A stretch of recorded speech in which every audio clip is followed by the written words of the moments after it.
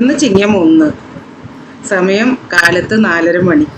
ശ്രീവത്സം കാറ്ററിങ്ങിൻ്റെ പുതിയ റിനോവേറ്റഡ് അടുപ്പുകളുടെ പൂജയാണ് ഇപ്പോൾ നമ്മൾ കാണാൻ പോകുന്നത് കേട്ടോ. സാധാരണ കർക്കിടക മാസം കാറ്ററിംഗ് യൂണിറ്റുകാർക്ക് ഒരു ബിസിനസ് വളരെ കുറഞ്ഞൊരു മാസമാണല്ലോ. കല്യാണം അങ്ങനെ ശുഭകാര്യങ്ങളൊന്നും കർക്കിടക മാസത്തിൽ ആരും ചെയ്യാത്തത് കൊണ്ട് തന്നെ ഈ കാറ്ററിംഗുകാർക്കൊക്കെ കർക്കിടക മാസം വളരെ കുറവായിരിക്കും ബിസിനസ്സൊക്കെ. പിന്നെ ചിങ്ങം പറഞ്ഞാലോ പണികളുടെ തിരക്കായിരിക്കും.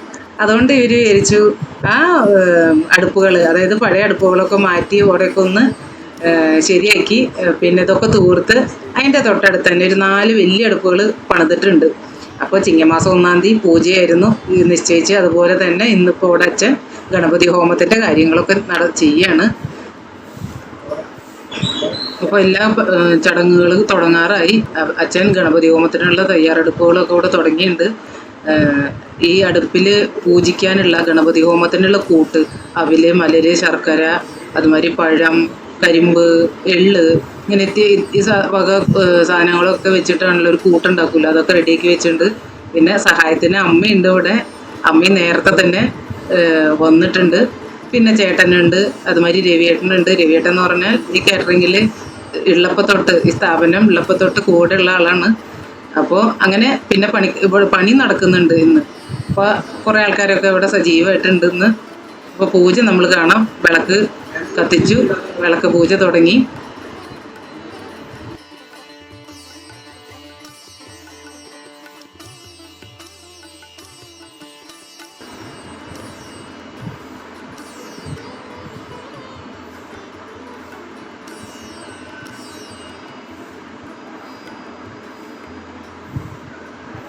നല്ല വൃത്താകൃതിയിൽ നല്ല മുട്ടോളം ആഴത്തിലാണ് ഈ അടുപ്പുകളൊക്കെ ഉണ്ടാക്കിയിരിക്കുന്നത്.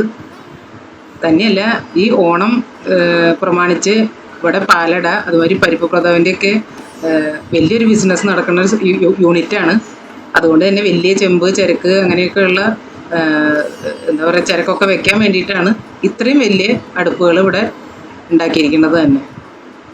പിന്നെ ഞങ്ങളുടെ അവർക്ക് തിരക്കിൻ്റെ സമയമാണ്.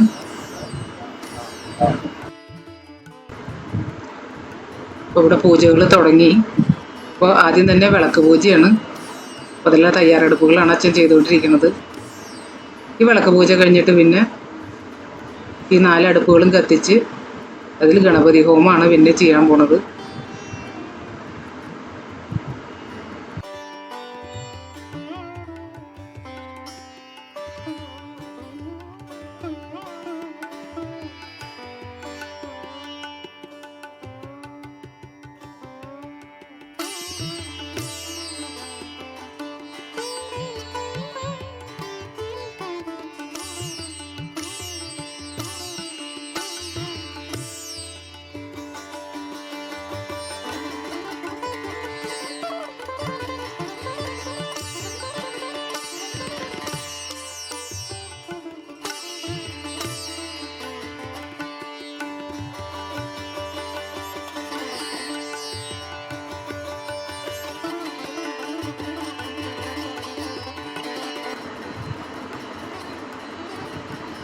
അപ്പോൾ ഇവിടെ അച്ഛൻ അടുപ്പ് കത്തിക്കാൻ നോക്കുകയാണ്. ആദ്യത്തെ അടുപ്പ് അച്ഛനാണ് കത്തിക്കണത്. പിന്നെ ചേട്ടൻ കത്തിക്കുന്നുണ്ട്. ചേട്ടനാണ് ഈ കാറ്ററിങ്ങിൻ്റെ ഉടമസ്ഥൻ.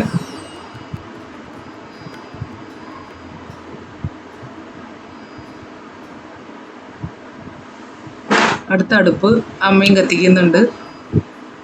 അമ്മ ഒരു നെയ്യിൽ മുക്കിയ തിരിയൊക്കെ ആയിട്ട് ഇങ്ങനെ പോകുന്നുണ്ട് കത്തിക്കാൻ.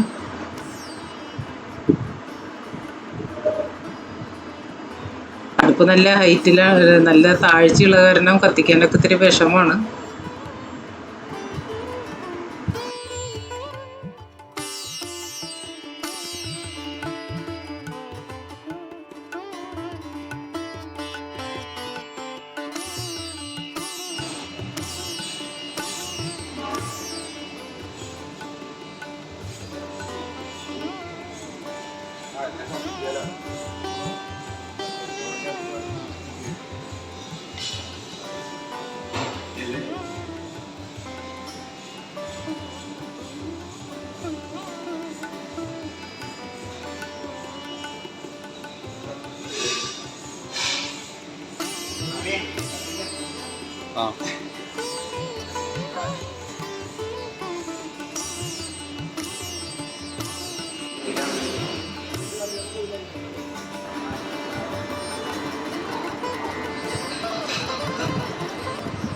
അപ്പോൾ എല്ലാ അടുപ്പുകളും കത്തി. ഇനി അടുത്ത പരിപാടി എന്ന് പറയുന്നത് ഗണപതി ഹോമം ചെയ്യാൻ പോവുകയാണ്. നമ്മളിവിടെ ഉദ്ദേശിക്കുന്നത് ആ വിനായകന് ഇഷ്ടപ്പെട്ട മധുരവും അതുവരെ ശർക്കര, കരിമ്പ്, തേൻ, പഴം, അവിൽ, മലര് ഇത്യാദികൾ, ശർക്കര ഇതെല്ലാം കൂടിയിട്ട് തേങ്ങയും ഇതൊക്കെ കൂടിയിട്ടുള്ള ആ കൂട്ട് അടുപ്പിൽ ഹോമിക്കലാണ് ഗണപതി ഹോമം എന്നിവിടെ ഉദ്ദേശിക്കുന്നത്.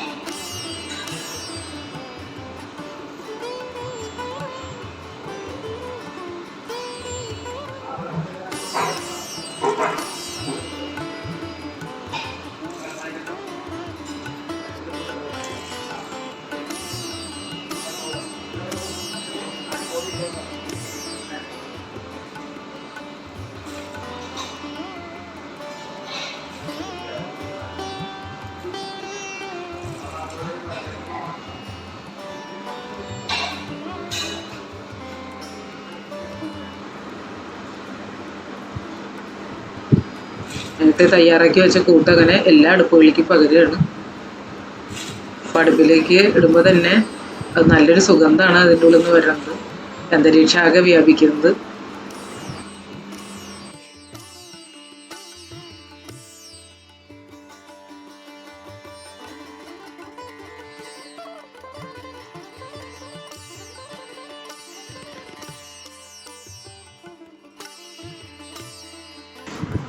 അങ്ങനെ എല്ലാ അടുപ്പുകളിലേക്കും അങ്ങനെ ഈ കൂട്ട് പകർന്നിരിക്കുകയാണ്.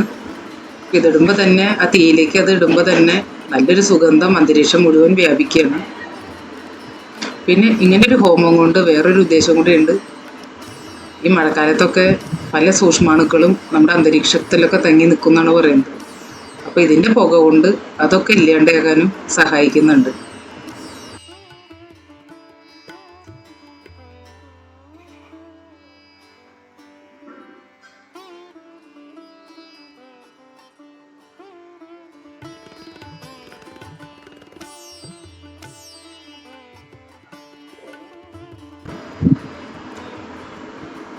അപ്പോൾ പൂജയും ഹോമൊക്കെ ഇവിടെ കഴിഞ്ഞിരിക്കുകയാണ്.